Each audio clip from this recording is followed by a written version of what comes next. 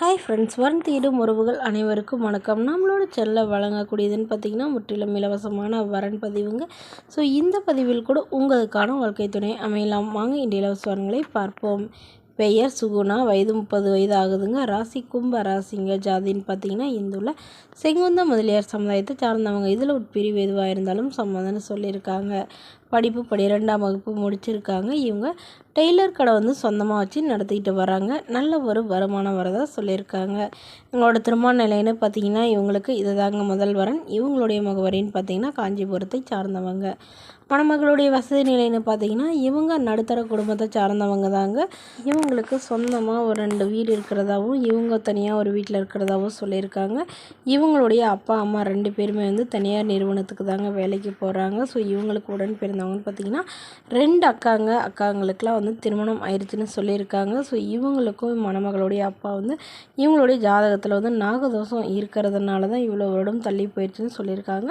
So தோஷத்தை நிவர்த்தி பண்ணிட்டு திருமணம் பண்ணக்கூடியவராக வேணும் அப்படின்னு கேட்டிருக்காங்க. ஸோ வரக்கூடியவர் ஏதாவது ஒரு நல்ல நிரந்தரமான வேலையில் இருக்கணும்னு சொல்லியிருக்காங்க. மாப்பிள்ளையோட ஃபேமிலி ஓரளவு பெரிய குடும்பமாக இருந்தாலும் எங்களுக்கு சம்மதம்னு சொல்லியிருக்காங்க. ஸோ மேலும் மணமகளுடைய எதிர்பார்ப்புன்னு பார்த்திங்கன்னா மணமகன் ஒரு 10ஆவது படிச்சிருக்கணும்னு கேட்குறாங்க. ஸோ இந்த மணமகள் தன்னோட ஃபோட்டோ கொஞ்சம் மறைச்சி போடுங்கன்னு கேட்டதுனால ஃபோட்டோ கொஞ்சம் மறைச்சி போட்டிருக்காங்க. இந்த மணமகளை உங்களுக்கு பிடிச்சிருந்தா கீழே உள்ள வாட்ஸ்அப் நம்பரை தொடர்பு கொள்ளவும். அடுத்த வரன் பேர் பார்த்திங்கன்னா மல்லிகா, வயது 40 வயது ஆகுதுங்க. ராசி ரிஷப ராசிங்க. ஜாதின்னு பார்த்திங்கன்னா இந்துல செங்குந்த முதலியார் சமுதாயத்தை சார்ந்தவங்க. இதில் உட்பிரிவு எதுவாக இருந்தாலும் சம்மதம் சொல்லியிருக்காங்க. படிப்புன்னு பார்த்திங்கன்னா பிபிஏ முடிச்சிருக்காங்க. ப்ரைவேட் கம்பெனியில் வேலையில் இருக்காங்க.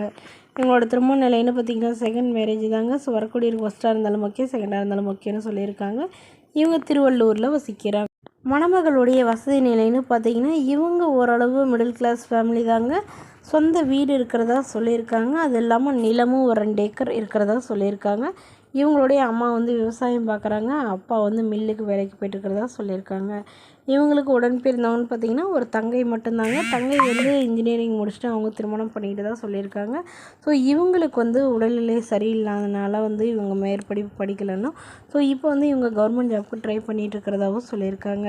இவங்களுக்கு திருமணமாகி குறுகிய காலத்துலேயே கருத்து வேறுபாடுனால பிரிஞ்சிட்டதாகவும் ஸோ அதுக்கப்புறம் திருமணமே வேணான்னு இருந்தால் இவங்களுக்கு இவங்களுடைய பேரண்ட்ஸ் இப்போ மறுமணம் பண்ணி வைக்கிறாங்க.